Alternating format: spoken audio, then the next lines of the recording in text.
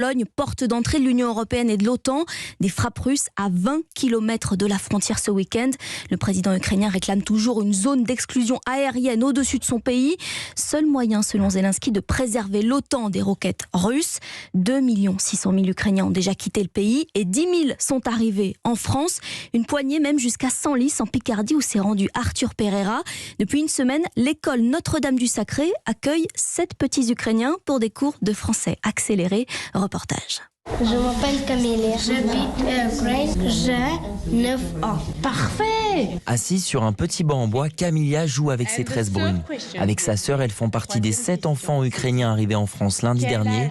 Pour eux, pas de conjugaison ou de mathématiques. Aujourd'hui, ils apprennent les bases du français avec Anne-Laure, la bénévole. Ils dessinent, ils jouent, on essaye de les faire parler, de leur apprendre des mots pour pouvoir au moins se présenter. Je m'appelle, j'habite, j'ai tel âge. Juste à côté, Sviatoslav, 11 ans, s'amuse lors d'une partie de cartes avec d'autres enfants. Je suis content de l'accueil qui m'est fait ici, en France. Et j'apprécie que ce groupe ait été créé pour nous, les enfants ukrainiens. Pendant que 2 petits Ukrainiens entament l'air de Titanic au piano et au violon, Katia, l'une des mamans, est ravie de voir à nouveau sa fille sourire. Ici, tous les gens et les professeurs sont vraiment gentils avec nous. Et c'est important pour elle, psychologiquement, d'être avec d'autres enfants en sécurité. 2 heures chaque jour qui permettent aux enfants de s'évader et de retrouver un semblant de vie normale, même s'ils confient penser encore à leur père resté au front.